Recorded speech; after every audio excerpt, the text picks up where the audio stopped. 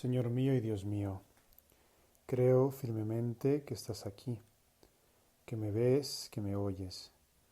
Te adoro con profunda reverencia. Te pido perdón de mis pecados y gracia para hacer con fruto este rato de oración. Madre mía Inmaculada, San José, mi Padre y Señor, Ángel de mi guarda, interceded por mí.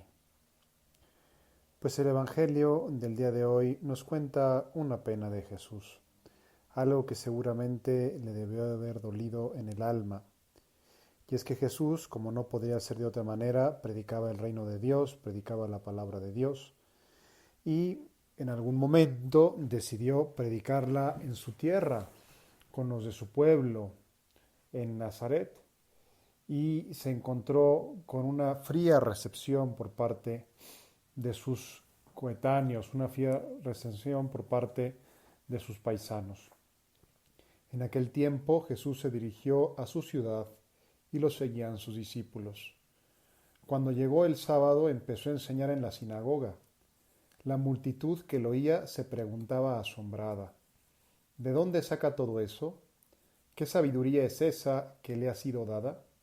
¿Y esos milagros que realizan sus manos? ¿No es este el carpintero, el hijo de María, hermano de Santiago y José y Judas y Simón, y sus hermanas no viven con nosotros aquí? Y se escandalizaban a cuenta de él. Les decía, no desprecian un profeta más que en su tierra, entre sus parientes y en su casa. No pudo hacer ahí ningún milagro, solo curó a algunos enfermos imponiéndoles las manos y se admiraba de su falta de fe y recorría los pueblos de alrededor enseñando. Podemos adivinar, ¿verdad?, la pena que le daría a Jesús encontrar esa incredulidad entre sus paisanos. Él quería predicar el reino de Dios primeramente en su ciudad y su ciudad no le recibe y realmente pues haciendo un poquito de examen o de historia, pues nos damos cuenta de que no es tan extraño eso, que ese nadie es profeta en su tierra a veces se repite. Por ejemplo, San Antonio de Padua, pues no era de Padua realmente, sino de Lisboa. Nació en Lisboa, aunque el culto se le dio en Padua. San Nicolás de Bari no era de Bari, sino de Asia Menor, de Turquía. San Felipe de Jesús se hizo santo en Japón, aunque era mexicano. Eh, Santa Teresa de Calcuta en realidad no nació en Calcuta, sino nació en Albania.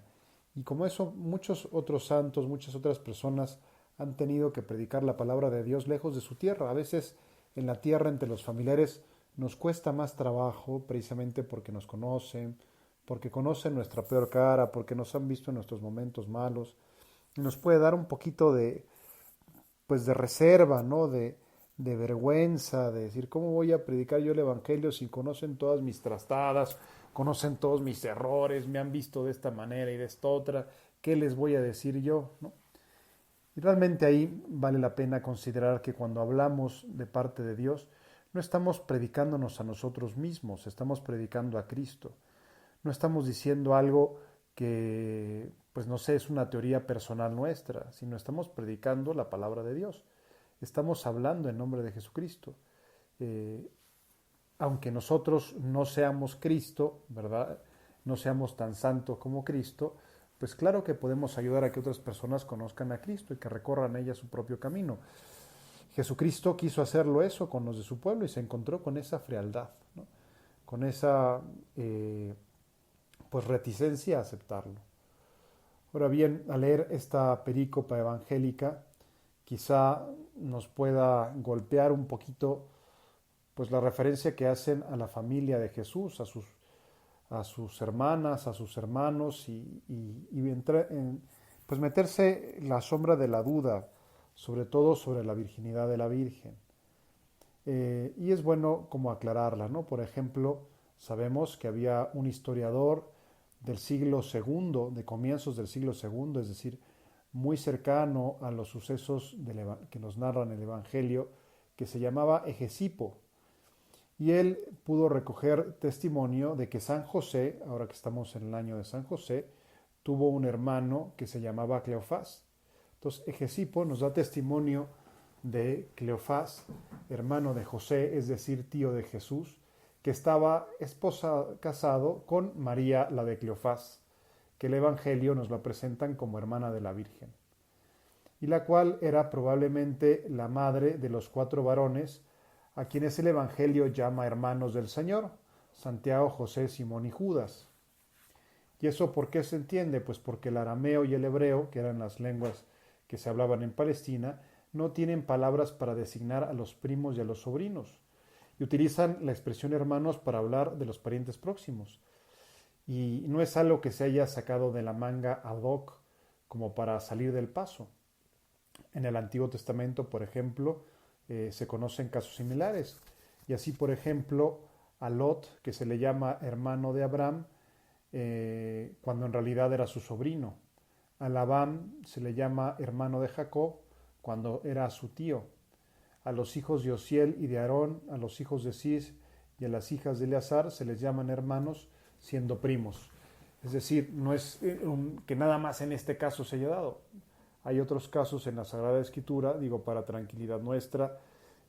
Por fe sabemos que la Virgen siguió siendo virgen toda su vida, pero bueno, a veces en los diálogos con otras personas nos puede entrar la duda. Ahora bien, en este relato evangélico, pues justo utilizan esos parientes como para decir, oye, ¿cómo es posible si lo conocemos? Bueno, pues es que efectivamente las personas normales pueden dar testimonio de Dios. Jesucristo obviamente era una persona normal y era una persona absolutamente excepcional, y por eso podía hacer milagros y por eso podía hablar en nombre de Dios. Que nosotros agarremos esa confianza, que no nos sintamos, por decirlo así, como reprimidos, ¿no?, o retraídos de predicar la palabra de Dios en nuestro entorno más cercano.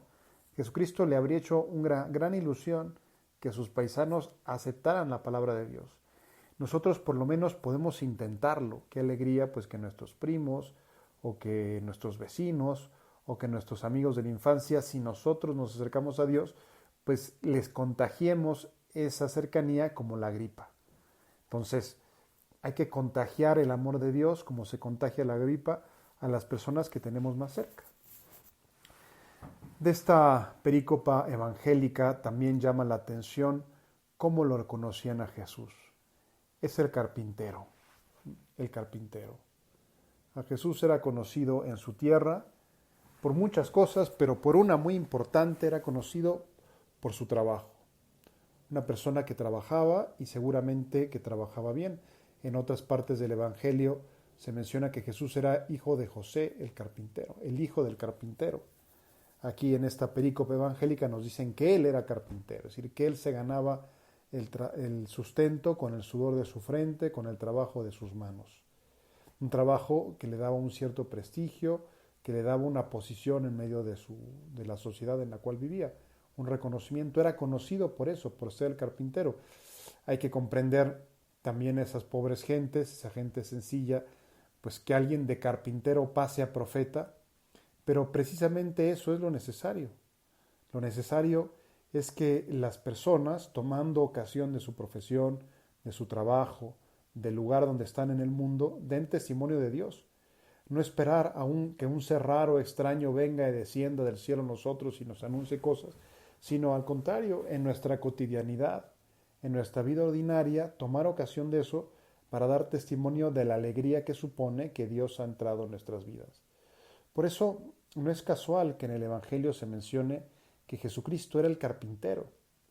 Que ellos se admiren, pues no tendrían por qué admirarse, porque lo normal sería, y pensemos ahora en nuestras profesiones, pues que un carpintero, que un electricista, que un plomero, que un taxista, que un oficinista, que un empresario, que un agricultor, que un deportista, que un reportero, que un político. Qué maravilla sería si cada uno de ellos diera testimonio de la palabra de Dios. Que cada uno de ellos manejara con pericia, porque los conociera las Sagradas Escrituras y las supiera explicar a sus contemporáneos. Pues eso es lo que el Señor espera de nosotros, que a través de nuestro trabajo, que con el prestigio que nos da nuestro trabajo, prediquemos la palabra de Dios, y que prediquemos la palabra de Dios por círculos concéntricos, comenzando por quienes tenemos más cerca de nosotros. Y realmente es como el desafío más grande, el esposo, ¿cómo le voy a decir yo a mi esposa si me conoce? O el padre, pues el padre a los hijos se puede, pero a veces los hijos al padre, ¿cómo le voy a decir yo a mi papá que vaya a misa? ¿Cómo le voy a decir a mi mamá que se confiese, que nunca la veo comulgar en misa? ¿O cómo le voy a decir yo a mi primo que si me acompaña a hacer un ratito de oración? Pues eso es lo que hay que hacer como lo hizo nuestro Señor Jesucristo. Entonces, gracias Dios mío por los buenos propósitos, afectos e inspiraciones que me has comunicado en esta meditación. Te pido ayuda para ponerlos por obra. Madre mía Inmaculada, San José mi Padre y Señor, Ángel de mi guarda, interceded por mí.